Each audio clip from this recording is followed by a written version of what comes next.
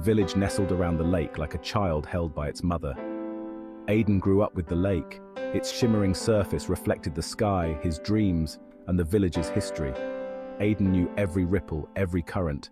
The lake was more than water, it was their protector, their provider, their lifeblood. Villagers fished its depths, drank its water, and told tales of its mystical origins.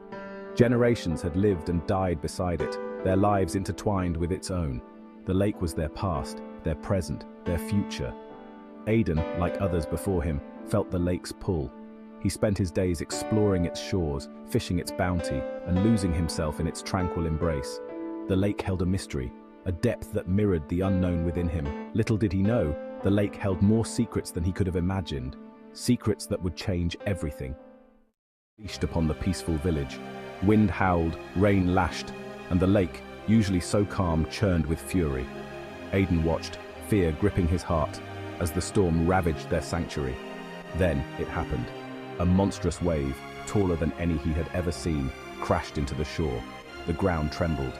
When the storm subsided and the lake fell calm, the villagers gathered, their faces etched with worry. A large section of the shoreline had vanished, swallowed by the lake. But that wasn't the worst of it. Where the shore once stood, the raging waters revealed a gaping hole, a dark abyss staring back at them. Fear turned to horror as they realized the truth. The lake, their protector, had a secret, and that secret had just been exposed. Curiosity, Aiden joined the other villagers in examining the newly formed chasm. The sight that greeted them sent shivers down their spines. Peeking from the muddy depths were the remnants of structures, swallowed by the lake centuries ago. Wooden beams, eroded stone carvings, and even the ghostly outline of what appeared to be a submerged town square. It was a civilization lost to time, hidden beneath the waves. Aiden felt a pull toward this forgotten history, a connection that went beyond mere curiosity. He knew he had to explore further. Ignoring the warnings and fears of the other villagers, Aiden gathered ropes and supplies. He would descend into the heart of the lake, seeking answers to questions no one had dared to ask before. His heart pounded with a mix of excitement and trepidation. What secrets awaited him in the depths? The descent was perilous, the air thick with the scent of damp earth and something ancient. As Aiden descended deeper, the murky water gave way to an eerie clarity. He found himself surrounded by the remnants of a civilization frozen in time. Homes, workshops, and a large central building, presumably a place of worship or governance, stood as silent witnesses to a bygone era. Aiden swam through the skeletal remains of this sunken city, his heart heavy with a strange sense of both wonder and loss. Who were these people who lived beneath the lake? He found artifacts, intricately carved stones, pottery painted with vibrant colors, and even children's toys, all whispering forgotten stories. The lake, once a symbol of life and sustenance, now held the ghosts of his ancestors. His touch seemed to awaken their slumbering whispers, their stories echoing through the water, reaching out to him across the chasm of time. Aiden realized that the lake wasn't just a body of water, it was a keeper of secrets, a guardian of history. His village's past, his own past, lay submerged beneath its surface. Emerging from the depths, Aiden carried with him more than just artifacts and stories. He carried the weight of a revelation. The lake, their protector, was also a tomb, guarding a past they never knew existed. The villagers, initially hesitant, were captivated by Aiden's discoveries.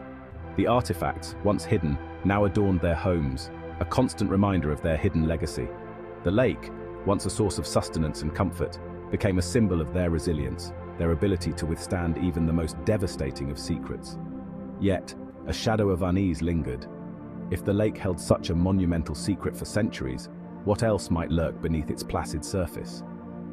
The realization dawned that the most dangerous threats are often the ones concealed, lurking beneath a veneer of normalcy. The villagers learned that day that the past is never truly gone. It sleeps beneath the surface, waiting for the opportune moment to resurface. And sometimes those awakenings can change everything. Aiden ran. He ran until his lungs burned and his legs screamed. The fate of the village rested on his shoulders, a weight heavier than any stone. He burst into the clearing, gasping, seeking the solace of her wisdom. The elder sat, ancient and still, before her small hut. Her eyes, deep pools reflecting years of knowledge, found him instantly. "You are troubled, child," she said, her voice a low, melodic hum. Aiden poured out his heart, his words tumbling over each other in his haste. The crops were failing, the animals were falling ill, a shadow had fallen over their once thriving village. "What can we do?" he pleaded. The elder listened patiently, her gaze never wavering. When he was finished, she spoke, her voice barely a whisper. "The answer, Aiden, lies within the heart of the lake. There dwells a creature of immense power, the guardian of a secret that holds the key to your salvation." Aiden's brow furrowed. The lake. It had always been a source of mystery and fear for the villagers. No one dared to venture too deep into its murky waters. "What secret?" he breathed, his voice barely a whisper. The elder gestured for Aiden to sit beside her. "The lake," she began, her voice taking on a faraway tone, "has not always been as it is now. Once it shimmered under the sun, its waters teeming with life. The villagers lived in harmony with the lake," she continued, drawing sustenance and joy from its bounty, "but their greed grew, and they took more than they gave." Her voice hardened. "They polluted its waters, hunted its creatures without mercy. The lake, once a source of life, became a symbol of their disrespect." The elder looked at Aiden, her eyes filled with sadness. "The creature you seek is the last of its kind, the protector of the lake's heart. It guards the secret to restoring the balance, but it will not part with it easily." Aiden listened intently, his heart pounding in his chest. He had heard whispers of the creature, tales told around flickering fires to frighten children. It was said to be a monstrous being, with scales as hard as armor and eyes that burned with an unnatural light. "What is this creature?" Aiden asked, his voice betraying a hint of fear. The elder's gaze seemed to pierce through him. "It is said to be a serpent," she whispered, "ancient and wise. But it is not malice that drives it, but a deep sorrow for what has become of its home. The creature guards a pearl," she continued, "a single luminous pearl that holds the essence of the lake's former glory. It is said that if the pearl is returned to the heart of the lake, balance will be restored." Mixed with trepidation, he understood the task before him, the weight of responsibility settling heavily on his young shoulders. But how could he, a mere villager, face such a creature and emerge victorious? As if reading his thoughts, the elder reached into her robes and pulled out a small, smooth stone. It pulsed with a faint inner light. "Take this," she said, placing it in Aiden's palm. "This stone," she explained, "will guide you to the creature. It will also be your shield and your voice. Use it wisely, Aiden. The fate of your village and the lake rests in your hands." Aiden stared at the stone, its surface cool against his skin. He felt a surge of gratitude for the elder, for her wisdom and her trust. He vowed to himself and to the village he held dear that he would not fail.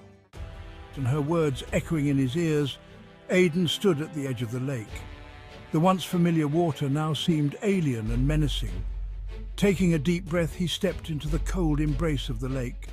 The stone, warm against his chest, pulsed with a gentle rhythm, guiding him deeper and deeper into the murky depths. The sunlight faded above, replaced by an eerie greenish glow. Strange shapes moved in the shadows, unseen eyes watched his descent. The pressure increased, pressing down on him with the weight of the lake itself. But Aiden pressed on, driven by desperation and a sliver of hope. He had to reach the creature, had to plead for its mercy, for the sake of his village and the future of the lake. Forgotten city. Its scales shimmered like 1,000 emeralds, catching the faintest light and reflecting it back in a mesmerizing dance. Its eyes, large and luminescent, held not anger, but a profound sadness. Aiden approached cautiously, his heart pounding against his ribs. He held out the stone, its soft light cutting through the gloom. The creature stirred, its gaze fixing on Aiden, seeming to see into the depths of his soul. "I come in peace," Aiden said, his voice a trembling whisper that echoed strangely in the watery silence. He spoke of the plight of his village, of the failing crops and the dying animals, of the imbalance that plagued their lives. As he spoke, he felt a shift in the creature's demeanor. The anger, the sorrow remained, but something else flickered in its ancient eyes, a glimmer of hope. And Aiden knew then that he had found the key, not just to saving his village, but to healing the lake and its guardian.